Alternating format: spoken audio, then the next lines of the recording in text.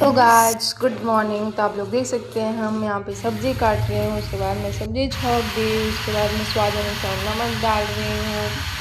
उसके बाद नमक डालने के बाद मैं तुरंत आटा लगाऊंगी, क्योंकि आटा सानना बहुत ज़रूरी है, आप लोग जान ही सकते हैं। अब मैं यहाँ पे आटा गूँथ ले रही हूँ। उसके बाद आटा गूँथने के बाद मैं रोटी बनाऊंगी, जो कि मेरे को आता नहीं है बनाना, फिर भी मैं सीखती हूँ, क्योंकि आप लोग समझ ही सकते हैं कि बैचलर लाइफ कितनी डिफ़िकल्ट होती है। गोल गोल रोटी मेरे से बन ही नहीं पाती। उसके बाद देखिए मैं नहा के आ चुकी। अब मैं आराम से रेडी होऊंगी। अब कोचिंग के लिए मैं निकल गई।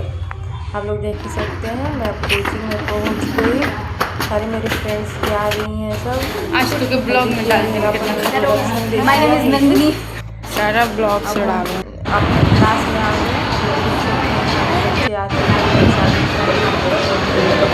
लड़ाई